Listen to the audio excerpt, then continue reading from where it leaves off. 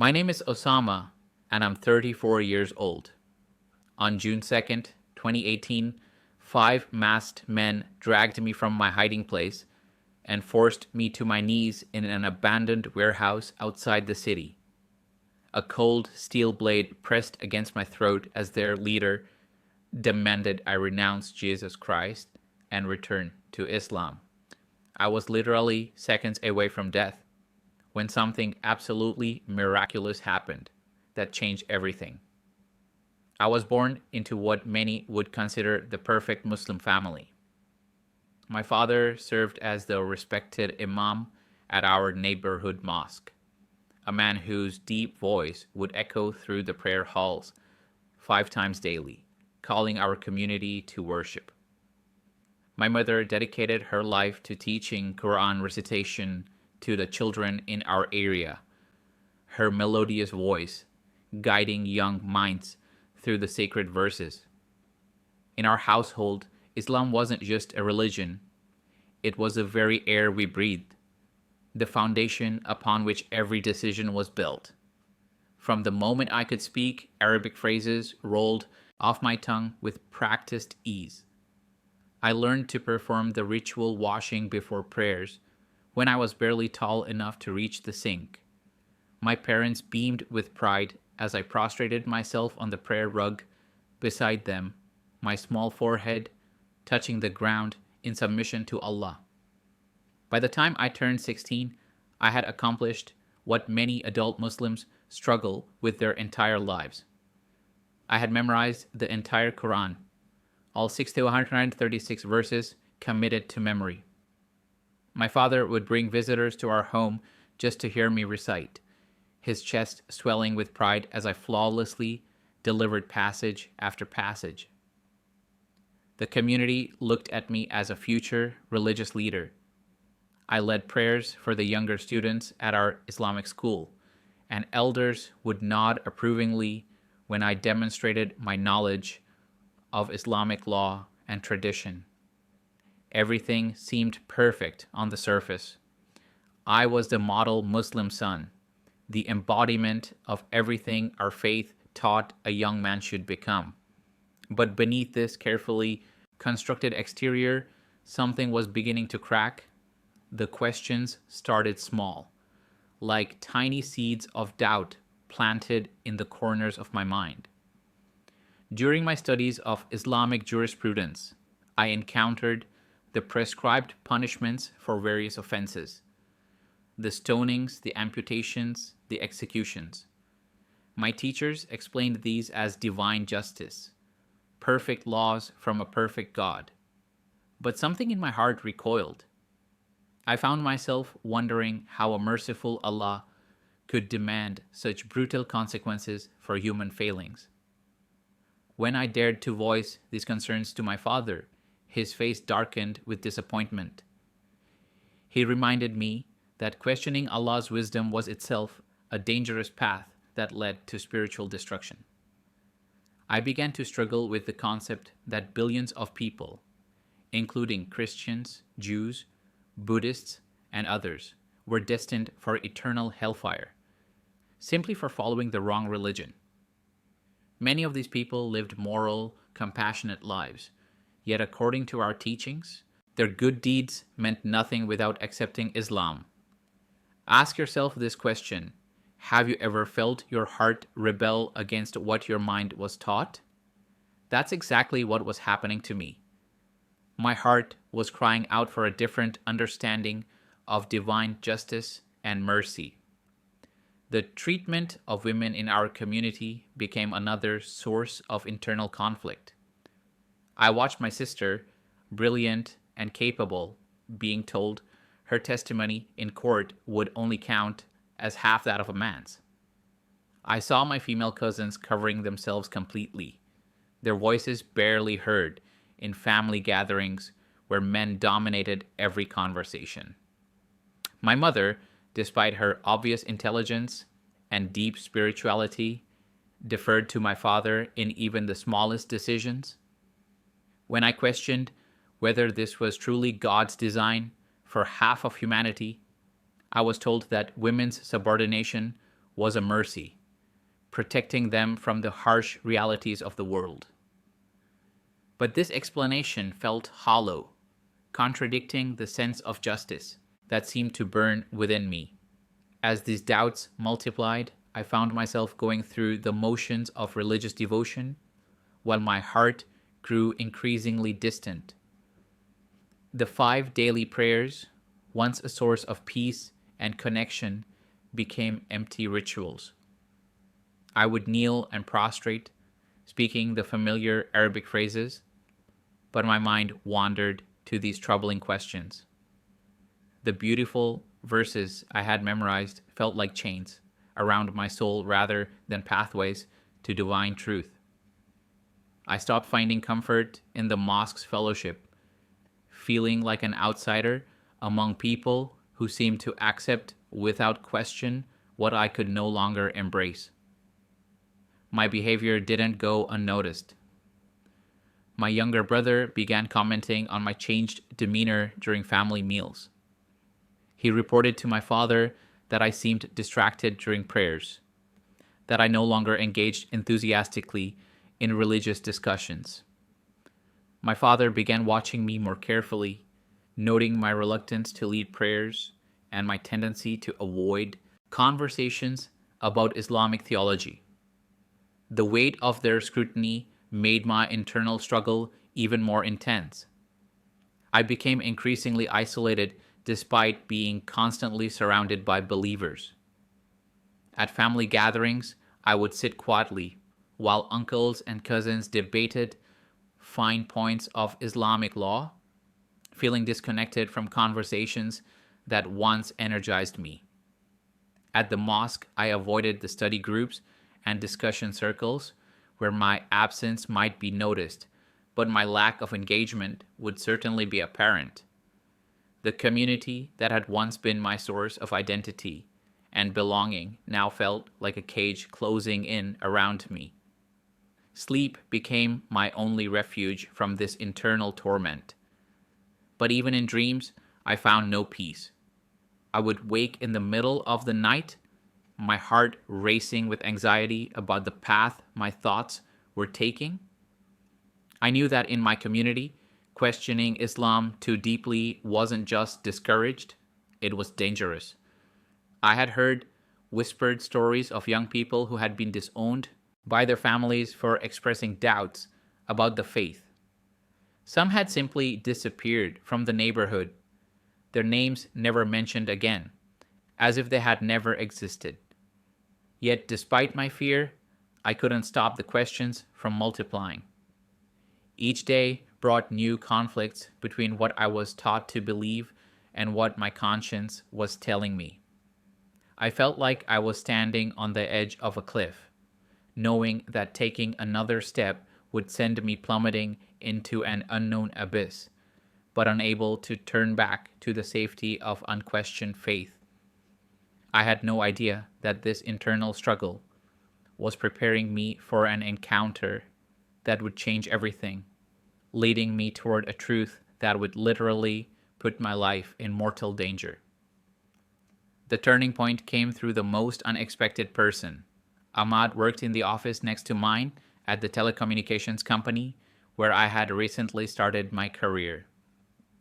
While most of my coworkers spent their lunch breaks complaining about management or gossiping about office politics, Ahmad possessed an unusual calmness that drew my attention. When our department faced a major crisis with angry customers and impossible deadlines, everyone else panicked and pointed fingers. But Ahmad remained peaceful, working steadily through the chaos with a quiet confidence that seemed to come from somewhere deep within.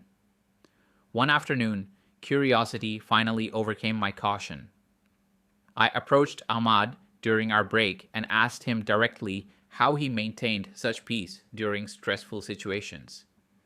His answer surprised me.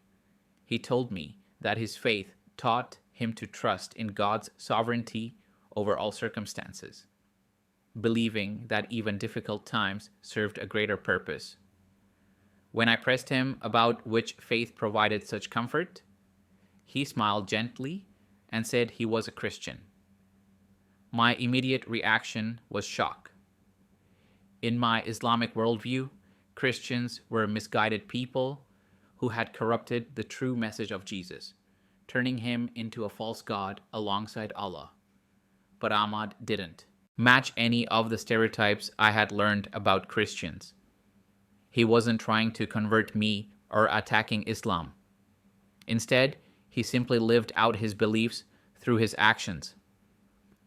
Over the following weeks, I found myself drawn to conversations with him about faith, life, and the nature of God. He never pressured me or made me feel judged for my questions. When I shared some of my struggles with Islamic teachings, he listened with genuine compassion, offering perspectives I had never considered.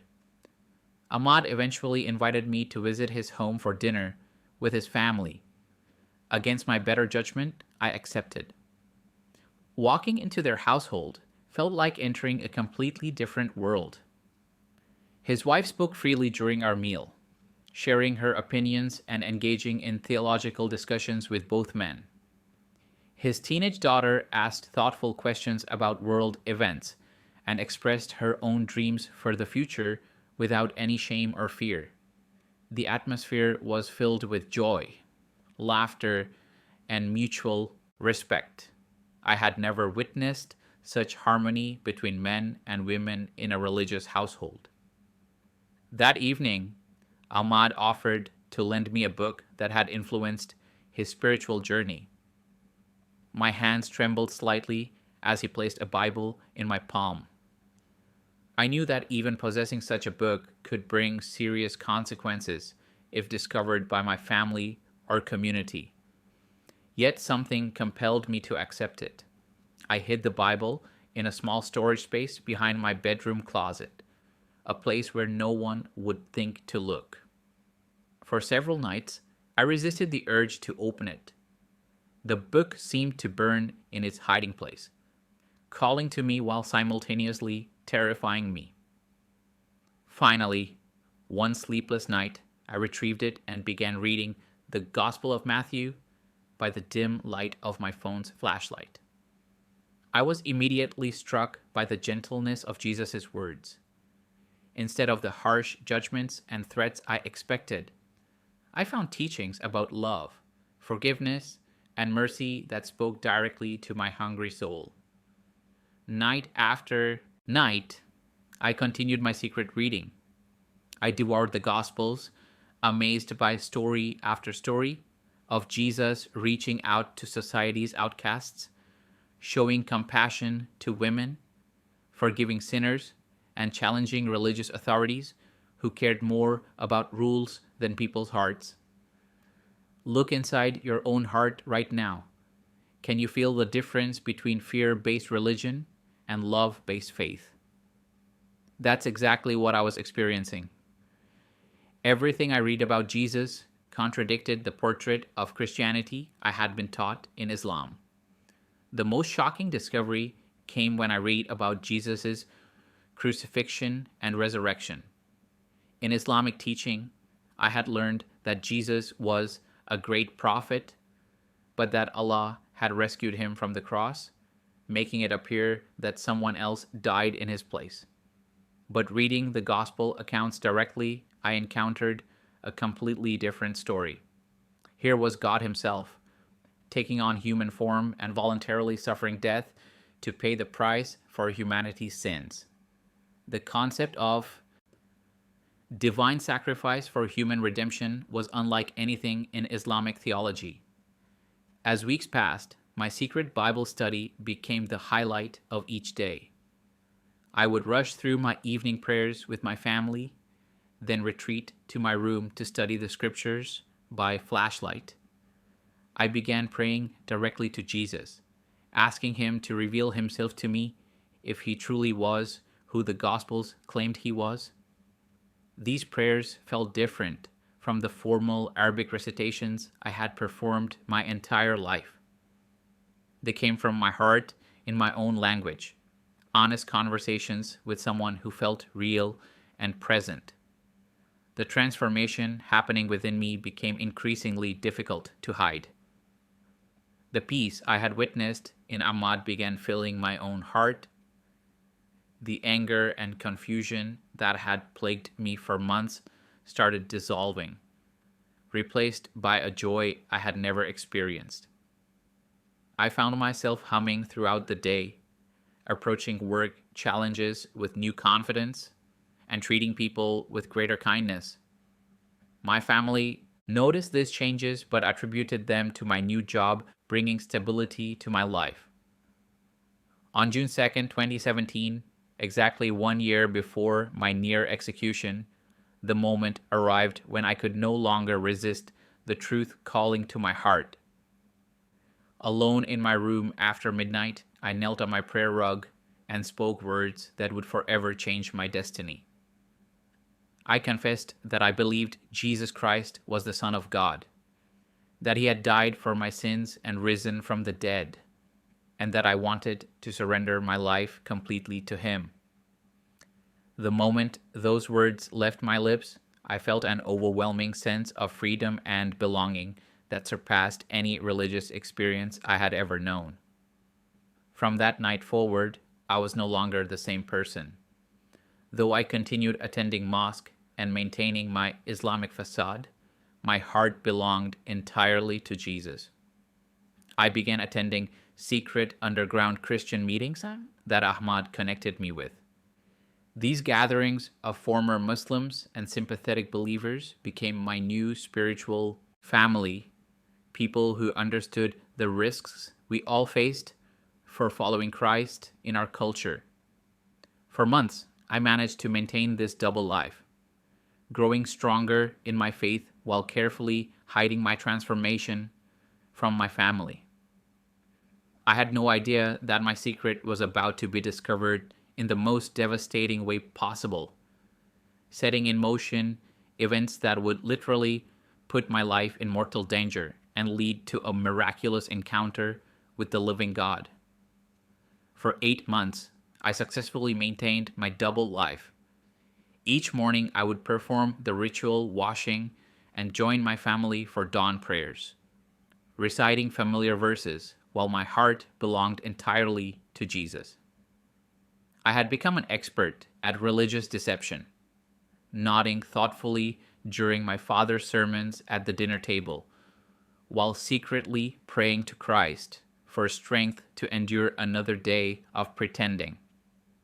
My hidden Bible remained safely tucked behind loose boards in my closet wall, and my attendance at underground Christian meetings went completely undetected. The discovery came on an ordinary Thursday afternoon in February 2018. My sister had volunteered to clean my room while I was at work, a gesture I had always appreciated but never considered dangerous. She was moving my bookshelf to vacuum behind it when several loose floorboards shifted, revealing my carefully concealed hiding space. Along with my Bible, she found my handwritten journal, filled with prayers to Jesus, notes from Christian sermons, and my personal testimony describing my conversion experience. When I returned home that evening, the entire family had gathered in our living room. The moment I stepped through the door, I knew something terrible had happened. My Bible sat open on the coffee table like evidence at a crime scene, surrounded by my torn journal pages. My father's face had turned a deep red color I had never seen before, his hands shaking with rage as he held my confession letter. My mother sat collapsed in her chair, tears streaming down, her cheeks as if someone had died. My brother and sister stared at me with expressions of shock and betrayal that cut through my heart like knives. The interrogation lasted 3 hours. My father demanded to know how long I had been practicing this deception, who had corrupted me with Christian lies, and whether I had been secretly baptized. Each question came with increasing volume and intensity. My mother pleaded with me between sobs to tell them this was all some terrible mistake, that I had only been studying Christianity to better refute it. My uncle, who served as an elder in our Islamic community, was summoned to witness my confession and determine the appropriate response to my apostasy.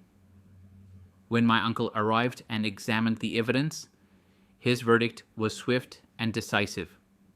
According to Islamic law, I had committed the ultimate sin by abandoning the true faith for the lies of Christianity. He declared me murtad, an apostate who had betrayed not only Allah but my entire family and community. My father was instructed to give me exactly 48 hours to publicly renounce Christianity and recommit myself to Islam. If I refused, I would be permanently expelled from the family and reported to the local religious authorities for appropriate punishment. The next 2 days passed like a nightmare. My family treated me like a dangerous stranger living in their home. My mother refused to cook for me or even look in my direction. My father canceled his mosque duties to watch me constantly, fearing I might flee before the deadline. My siblings whispered among themselves, debating whether their brother had lost his mind or been possessed by evil spirits. The atmosphere in our house became suffocating, filled with tension and grief, as if someone was dying slowly in front of everyone's eyes. On Saturday evening, exactly 48 hours after the discovery, my family assembled again for my final decision. My father had prepared a formal statement renouncing Christianity and reaffirming my commitment to Islam.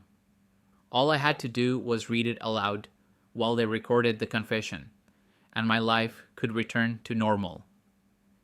They promised to forgive my temporary insanity and help me rebuild my relationship with Allah. My uncle assured me that many young people went through phases of doubt and rebellion before returning to the truth of Islam. Standing in that living room, facing the people I loved most in the world, I felt the weight of an impossible choice. Accepting their offer would restore my family relationships, my position in the community, and my physical safety. But it would require me to deny the relationship with Jesus that had brought me more peace and joy than anything I had ever experienced. Look inside your own heart right now and ask yourself what you would choose when forced to pick between family love and spiritual truth. I took the paper from my father's trembling hands and looked at the words that would either save my earthly life or preserve my eternal soul. After reading it silently twice, I looked up at my family's expectant faces and spoke the words that sealed my fate. I told them I could never deny Jesus Christ, who had transformed my heart and given me new life. I declared that I would rather lose everything in this world than betray my Lord and Savior. Then I tore the renunciation letter into pieces and let them fall to the floor. The reaction was immediate and devastating. My mother let out a wail of grief as if I had died in front of her eyes. My father began shouting verses from the Quran about Allah's punishment for apostates. My sister ran from the room crying, while my brother stared at me with pure hatred. Within minutes, they had packed a single bag with my belongings and physically removed me from the house, where I had lived my entire life. My uncle proclaimed that I was no longer part of the family, and that my name would be erased from all family records. That night, I found myself standing on the street outside my childhood home, clutching a small suitcase and watching the lights go out one by one in the windows I would never see again. My friend Ahmad, who had introduced me to Christianity, took me in temporarily, but we both knew this arrangement couldn't last long. Word of my apostasy was already spreading through the Islamic community like wildfire. Within days, death threats began appearing on social media, and graffitied on walls near Ahmad's house. Just as Judas betrayed Jesus for 30 pieces of silver, my own blood would soon sell me out to those hunting for my life. The threats began appearing within 48 hours of my expulsion from home.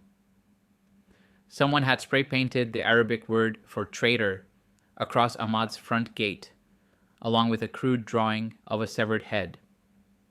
Anonymous phone calls came at all hours, voices promising that my betrayal of Islam would be met with the justice that Allah demanded for apostates. Ahmad's neighbors began avoiding eye contact when we passed them on the street, clearly uncomfortable with harboring someone who had brought such attention to their quiet neighborhood. After 2 weeks of escalating intimidation, Ahmad made the difficult decision that I could no longer stay with his family. His wife had become terrified for their children's safety, and rightfully so. The local imam had issued a public statement declaring that anyone who aided an apostate was equally guilty of betraying Allah. Ahmad connected me with an underground network of Christians who specialized in helping Muslim converts find temporary refuge. They moved me to a safe house on the other side of the city, where I lived with 3 other former Muslims who had faced similar persecution. For 3 months, this arrangement provided relative safety. We kept a low profile, rarely venturing outside except for essential errands. The Christian family hosting us had reinforced their doors and windows, and we maintained constant communication with other safe houses in case emergency relocation became necessary. During this time, I grew stronger in my faith through Bible study and fellowship with my fellow refugees. We prayed together daily, sharing our testimonies and encouraging each other through the darkest period of our lives. But our sense of security was false. The extremist group hunting me had connections throughout the city, including people who posed as sympathetic Christians to infiltrate refugee networks. They had been systematically investigating every safe house, bribing informants, and tracking financial transactions related to the underground railroad that protected converts. Most devastatingly, they had been monitoring my extended family, knowing that eventually someone would make contact to check on my welfare. My cousin Mahmoud had always been my closest family relationship, outside of my immediate household. We had grown up together, played soccer in the same neighborhood teams, and shared countless childhood adventures. When he appeared at the safe house on June 1st, claiming he wanted to reconcile and bring greetings from my mother, I felt overwhelming relief. Finally, someone from my family was reaching out with love instead of hatred. Mahmoud spent an hour with me, expressing concern for my welfare and sharing news about relatives I hadn't seen since my expulsion. He asked detailed questions about my living situation, claiming he wanted to help provide financial support for my basic needs. I foolishly told him about our security protocols, including the times when the host family left for work and how we coordinated grocery shopping to minimize exposure. Mahmoud listened sympathetically, even shedding tears when I described the loneliness of being cut off from everyone I had ever known. When he left that evening, promising to return soon with messages from my mother, I felt hopeful that perhaps my family relationships could eventually be restored. Less than 12 hours later, I understood the true purpose of his visit. At 3 a.m, I was jolted awake by the sound of our reinforced front door being smashed open. 5 men in dark clothing and ski masks stormed into the house, moving with military precision toward the bedroom where I slept. Before I could even sit up fully, rough hands grabbed my arms and yanked me from the bed. A cloth bag was pulled over my head, and my hands were bound behind my back with coarse rope that cut into my wrists. The other residents of the safe house were forced to lie face down on the living room floor while I was dragged outside. I heard the host father pleading with my captors, offering money in exchange for my release, but they ignored his desperate bargaining. Through the fabric covering my face, I could sense bright lights, possibly from multiple vehicles, and the murmur of several additional voices coordinating the operation. Someone shoved me roughly into what felt like the trunk of a car, and within minutes, we were driving away from the only place where I had felt remotely safe.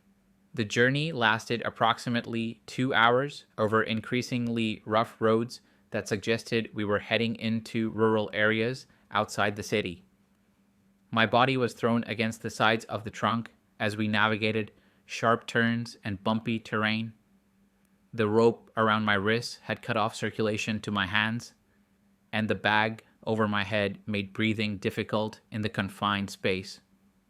I spent those hours praying desperately to Jesus, asking for strength to face whatever awaited me and for protection for the innocent people whose lives had been disrupted by my capture.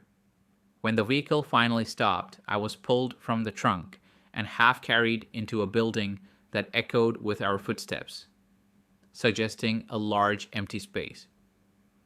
The bag was removed from my head, revealing an abandoned warehouse illuminated by harsh electric lights hanging from the ceiling. Concrete walls surrounded us, with no windows visible and only one entrance that was now blocked by armed guards.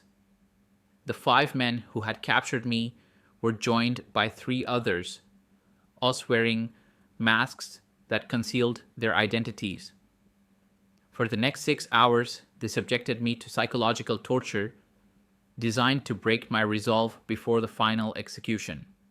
They forced me to watch gruesome videos of other apostates being killed, describing in graphic detail what each method would feel like as they applied it to my body. They read aloud from a prepared list of my crimes against Islam, including specific quotes from my confiscated journal and detailed accounts of my attendance at Christian meetings. The depth of their knowledge about my activities revealed how thoroughly they had investigated my life. Throughout this ordeal, they repeatedly offered me chances to save my life by recording a video confession renouncing Christianity and warning other Muslims against the lies of the gospel. Each time I refused, they escalated their threats and showed me additional instruments they planned to use for my execution. So I'm asking you, just as a brother would ask his family, have you ever been tested to discover what you truly believe when everything is on the line? As dawn approached on June 2nd, 2018, exactly 1 year after my conversion to Christianity, their patience finally ran out. The leader of the group, a tall man whose voice carried the authority of someone accustomed to violence, announced that my time for repentance had expired. He produced a large curved knife from beneath his robes, its blade reflecting the harsh warehouse lights as he tested its sharpness against his thumb. The other men formed a semicircle around me, some holding cameras to record my execution, others gripping weapons in case I attempted to resist. The concrete floor beneath my knees felt cold and unforgiving, a stark reminder that this abandoned building would likely become my tomb. They forced me into the traditional position for Islamic execution, kneeling with my hands still, bound behind my back, facing toward what they claimed was the direction of Mecca. The leader began reciting verses from the Quran about Allah's judgment against those who abandon the true faith, his voice echoing through the empty warehouse like a funeral dirge. He declared that my death would serve as a warning to other Muslims who might be tempted to follow the lies of Christianity, and that my blood would wash away the stain of apostasy I had brought upon my family name. As the blade was placed against my throat, I felt the cold steel pressing into my skin, with enough pressure to draw the first drops of blood. The leader asked me one final time if I would renounce Jesus Christ and return to Islam, promising that even at this last moment, Allah's mercy could save me from death. His words felt distant and hollow, like sounds from another world that no longer held any power over my soul. I looked directly into his eyes, visible through the slits in his mask, and spoke what I believed would be my final words on earth. I told him that Jesus Christ was my Lord and Savior, that I would rather die than deny the one who had given me eternal life, and that I forgave them for what they were about to do, because they did not understand the love of God. The leader's grip tightened on the knife handle, and I felt the blade begin to move across my throat. Warm blood started trickling down my neck as the steel cut into my flesh. I closed my eyes and whispered the words that Jesus spoke on the cross, saying, "Father, into your hands I commit my spirit." At that exact moment, the entire warehouse was suddenly flooded with brilliant white light that seemed to come from everywhere at once. The illumination was so intense that it penetrated through my closed eyelids, and I felt rather than saw every man in that room fall backward as if struck by an invisible force. The pressure of the knife against my throat disappeared instantly, and I heard the weapon clatter to the concrete floor, several feet away. Voices around me began crying out in terror, speaking in Arabic about angels and divine judgment. When I opened my eyes, I could barely process what I was seeing. The harsh electric bulbs that had lit the warehouse were now completely overwhelmed by supernatural radiance that filled every corner of the space. The temperature in the room had dropped dramatically, and I could see my breath forming clouds in the suddenly frigid air. My captors were scattered across the floor, some covering their eyes with their hands, others trying to crawl toward the exits, all of them trembling with fear that seemed to shake their entire bodies. The ropes that had bound my hands for hours dissolved completely, not cut or untied, but simply gone as if they had never existed. I felt strength returning to my arms and shoulders, and the pain from my cut throat began to fade, even as I remained aware of the blood on my shirt. Standing slowly, I turned toward the source of the light and saw a figure that defied every attempt my mind made to comprehend what my eyes were witnessing. Jesus stood before me, wearing robes that were somehow whiter than the light emanating from his presence. His face shone with radiance that reminded me of descriptions I had read in the book of Revelation, yet his eyes held infinite compassion and love. When he looked at me, I felt completely known and completely accepted, as if every moment of my life had led to this divine encounter. His voice, when he spoke, seemed to resonate not just in my ears, but throughout my entire being.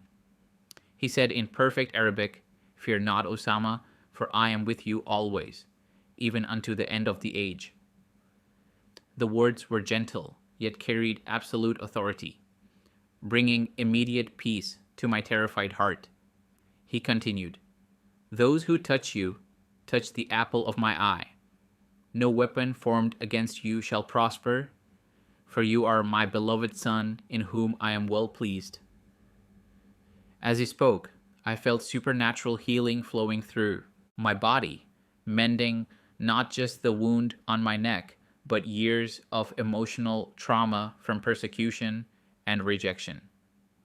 The men who had captured me were now wailing with terror, pressing themselves against the warehouse walls as if trying to escape through solid concrete. Several were speaking in tongues I didn't recognize, while others begged Allah for protection from what they clearly perceived as divine judgment. The leader who had held the knife to my throat was curled in a fetal position, repeatedly crying out that he couldn't see, though his eyes were wide open. Jesus gestured toward the warehouse entrance, and the heavy metal door, which had been locked and barred from the outside, swung open by itself with a sound like thunder. Cool morning air rushed in, carrying with it the scent of flowers and fresh earth that seemed impossible in this industrial wasteland. He smiled at me with love beyond human comprehension and said, "Go in peace, my son. Your testimony will bring many to salvation." Ask yourself this question: how would you respond if the creator of the universe personally intervened to save your life? I walked slowly past my former captors, none of whom could move or even look in my direction, their supernatural paralysis preventing any attempt to recapture me. As I reached the threshold of the warehouse, I turned back one final time to see Jesus, still standing in that radiant light, his arms extended in blessing over the very men who had tried to murder me. When I stepped outside into the dawn air and looked back at the building, it had vanished completely, leaving only an empty field where moments before a warehouse had stood. I found myself standing alone on an empty country road at dawn, wearing the same blood-stained shirt but feeling completely whole and unharmed. The warehouse had vanished so completely that I began to question whether the entire experience had been some kind of vision, until I touched my neck and felt the dried blood that confirmed everything had been terrifyingly real. In the distance, I could see the lights of the city where just hours before I had been certain I would die. The morning air felt crisp and clean, filled with bird songs that seemed like a choir celebrating my impossible rescue. Within an hour, Ahmad found me walking along that deserted highway. He later told me that he had awakened at dawn with an overwhelming urge to search for me, driving roads he had never traveled before until he spotted my familiar figure in the distance. When he pulled over and saw my bloodied clothing, his face went pale with shock. I climbed into his car and began sharing what had happened, watching his expression shift from disbelief to wonder as I described the supernatural intervention that had saved my life. Ahmad immediately drove me to a doctor who was part of the underground Christian network, a man experienced in treating persecution victims while maintaining absolute discretion. The physician examined my neck thoroughly, finding only a thin red line where the knife had begun its deadly work. He confirmed that based on the amount of blood on my shirt, I should have suffered severe injury requiring immediate surgery and extensive recovery time. Instead, he found completely healed tissue with no sign of trauma beyond a faint scar that looked weeks old rather than hours fresh. For 3 days, I remained in a safe house operated by the Christian Medical Network, trying to process the magnitude of what God had done. Other believers who visited to check on my recovery shared similar stories of divine intervention during persecution, though none had experienced anything quite as dramatic as a physical appearance of Jesus himself. Their testimonies strengthened my understanding that the God we served was still actively protecting his children in supernatural ways, just as he had throughout biblical history. The Christian community was electrified by news of the miracle. Within a week, my testimony was being shared in secret gatherings throughout the underground church network.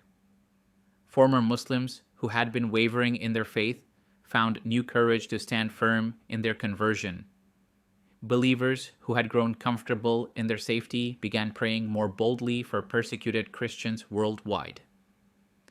Several people who had been investigating Christianity but feared the consequences decided to fully commit their lives to Jesus after hearing how he had literally saved mine.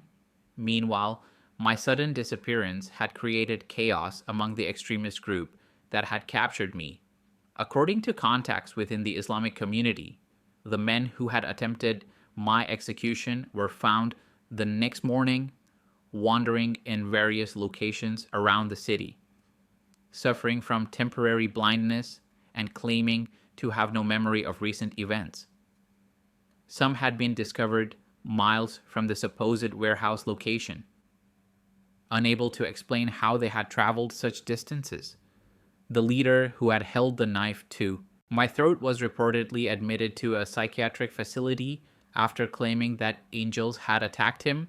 The official story circulating among my former community was that I had somehow escaped during a failed execution attempt, though no one could explain the physical evidence or the condition of my would-be executioners. Some Islamic leaders declared that Allah had shown mercy by allowing me to escape, so I might have another opportunity to repent and return to the true faith. Others whispered that dark supernatural forces were protecting apostates, making persecution of converts more dangerous than previously believed. 3 months after the miracle, I received an unexpected phone call that would begin the restoration of my family relationships. My mother had obtained my secret phone number through the same cousin who had betrayed my location to the extremists. However, instead of anger or condemnation, her voice carried desperation and curiosity. She had heard rumors about my supernatural rescue and wanted to understand what had really happened in that warehouse. I met my mother in a public park where we could speak privately without being observed by other family members or community leaders. As I shared every detail of my experience, I watched her face transform from skepticism to amazement. When I described Jesus appearing in radiant light and speaking words of protection over me, tears began streaming down her cheeks. She confessed that she had been having dreams about a man in white robes calling her by name, dreams that had begun the very night of my rescue. 6 months later, my mother made the same decision I had made 2 years earlier. In the privacy of her bedroom, she knelt and surrendered her life to Jesus Christ, asking him to forgive her sins and become her Lord and Savior. The transformation in her countenance was immediate and undeniable. The constant worry and sadness that had marked her features since my conversion were replaced by a peace that reminded me of Ahmad when I first noticed his unusual calmness during workplace crises. My younger brother began asking careful questions about my mother's changed demeanor and my own supernatural experience. Unlike my father and sister, who remained hardened in their opposition to Christianity, my brother had always been a thoughtful person who valued truth above tradition. After months of secret conversations with my mother and me, he also chose to follow Jesus, though he continued living at home and maintaining his Islamic facade for safety reasons. The ripple effects of my testimony continued expanding throughout the following year. I began traveling to different cities, sharing my story at underground Christian conferences and training sessions for believers. Working with Muslim converts, church leaders invited me to speak about effective evangelism strategies for reaching Islamic communities, emphasizing the importance of demonstrating Christ's love through practical service rather than aggressive confrontation. Look inside your own heart right now and ask yourself whether you truly believe God still performs miracles today. My experience taught me that the same Jesus who walked on water and raised the dead 2,000 years ago is still actively intervening in human affairs, when His purposes require supernatural action. Every day I wake up, breathing is a gift from the God who reached into that warehouse and rescued me from certain death. Today, I operate a ministry specifically focused on helping Muslim converts navigate the dangerous transition from Islam to Christianity. We provide safe houses, legal assistance, counseling services, and most importantly, the assurance that they serve a God who will never abandon them even in their darkest moments. So I'm asking you, just as a brother would ask his family, will you pray for persecuted believers around the world and support ministries that provide refuge for those facing persecution for their faith in Jesus Christ? The same Jesus who saved me from that blade wants to save you from whatever circumstances are threatening your life today. Will you let Him